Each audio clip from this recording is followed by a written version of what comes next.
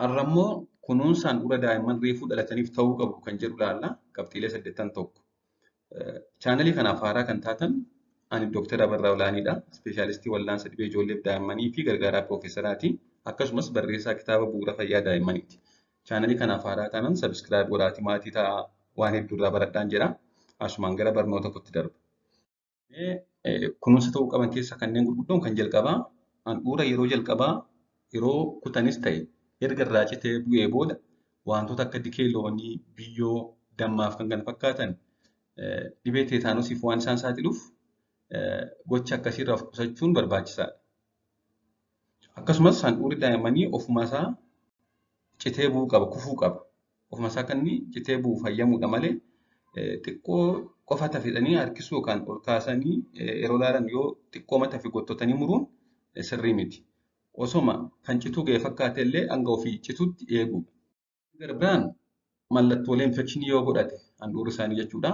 Handhuurri isaanii yoo mallattoolee armaan gadii keessaa tokko yoo argitan ogeessa fayyaa mariisuu qabdu. Innis yoo handhuurri daa'ima keessanii dhangala'aa keelloo ta'ee fi foolii hamaa qabu godhate. Akkasumas gogaan naannoo handhuura sanaa halluu diimaa yookaan dhiita'ee yoo mul'ate.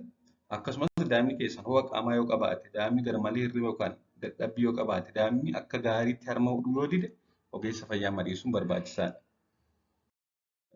Inni gara biraan handhuurri daa'imaa daayippariin haguugamee hidhamuu hin qabu.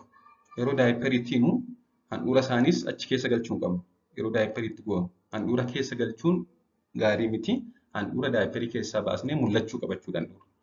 Akkasumas handhuurri hanga ji'a tokkootti ofii citee hin bu'u yoo ta'e ogeessa fayyaa mariisuun barbaachisaadha. Yeroo hedduu handhuurri isaanii guyyaa 10 hanga guyyaa 14-15 gidduutti ni citee bu'a.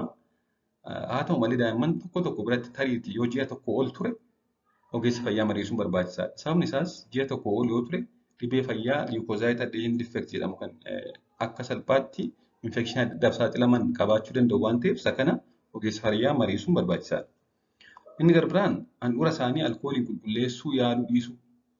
Handhuurri isaanii hanga citee bakki isaa gogutti fooxaa xiqqoo bishaaniin jiisnee ittiin qulqulleessuudha malee alkoolii fa'aa wantoota adda addaatti dibnee qulqulleessuun ibn saamunaallee fayyadamuun barbaachisaa miti. Inni gara biraan guddachuun waan akka foonii iddoo handhuuraatti iddoo handhuurraa citetti mul'achuu yookaan ambalaayikal giraandoomaa kan jennu jechuudha. Inni kun egaa iddoo handhuurraa cittee buutetti diimatee wanti foon fakkaatu tokko ni mul'ata darbee. Yeroo tokko erga handhuurri kufee booda tiishuun xiqqaan gogaa irratti hafuu danda'a.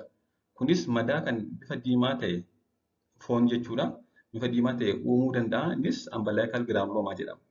Dhangala'aan keelloo ta'e irraa bahuu danda'a. Kunis yeroo baay'ee torban tokko keessatti ofumaan ni furama. Ofumaan ni fayyachuudha. Yoo giraandoomaan kun torban tokko olii irra ture ogeessa daa'immanii daa'ima isaanii geessanii yookaan itti agarsiisanii mariisuun barbaachisaadha jechuudha. Ambalaayikal giraandoomaa kan jennu kun akkuma suuratti argitan kana foon xiqqoo iddoo handhuuraatti diimattee mul'attudha. Inni 8ffaan hiita'uu handhuura daa'immaniidha. Yookaan ambalaayikal herniyaa kan jennu akkuma suuratti argitan kana. Daa'imman yeroo gadameessa haadhaa keessa jiranitti dhiigni haadha biraa dhufuu fi daa'ima biraa gara haadhaatti deebi'u karaa hidda handhuuraa garaa isaanii irraani. Daa'imman hedduu biratti erga dhalatanii handhuurri muramee torban muraasa keessatti qaawwi karaa handhuuraa daa'imaaf haadha wal quunnamsiisu kun ni cufata. Haa ta'u malee daa'imman 10 keessa daa'imman 2 yookaan parsantaa 20 biratti qaawwi kun guutummaatti osoo hin cufatiin turuun wantoonni qabiyyee garaa ta'an karaa laafina kanaa gadi dhufuun handhuura gara alaatti dhiibuun dhiita'ee yookaan dhiibee mul'ata. Akkuma suuratti argitan kana. Inni kun ambalaayikal herniyaa jedhama. Wanti kun yeroo daa'imman bo'an, yeroo daa'imman qufa'an, yeroo isaan bobbaa baasuuf miixatanii fi yeroo isaan kolfan fa'aa guddatanii ba'anii mul'achuu danda'u.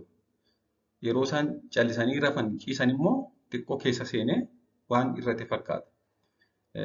Dhibeen kun daa'imman hedduu biratti irrataa deemuun hanga naannoo umurii waggaa 3tti ofuma isaa ni cufata, ni sirrata. Haa ta'u malee wanti ambalaayikal herniyaa jedhamu kun tariitii hanga waggaa 3tti ofiin sirrachuu yookaan cufachuu yoo dide, dhukkubbii yoo godhate, bobbaan akka hin baane yoo dhorke, baay'ee yoo harkisanii fi mallattoowwan kan kana fakkaatu mallattoo obstiraakshinii, mallattoo marrumaan cufachuu yoo godhatan ogeessa fayyaa mariisuun barbaachisaadha. akkasumas dhiita'ee deebi'uu dide.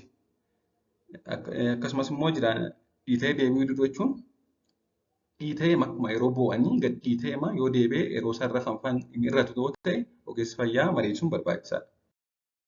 Haa ta'u malee maatiin tokko hubannoo ga'aa hin taane qabu wanta kanarratti. Maatiin tokko maa jedhu dhibeen ambalaayikaal herniyaa jedhamu kun kan dhufe sababa ogeessi fayyaa yookaan namni biroo yeroo daa'imni dhalatu deessise yookaan handhuura isaanii baay'ee waan gottoteef jedhanii yaadu. Kan kun gad ba'e kan kun laafe waan handhuurri isaanii gottotameef yeroo dhalatan jedhanii yaadu.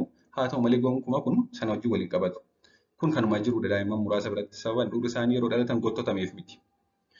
Waan dhaggeeffattaniif galatoomaa turtii gaarii.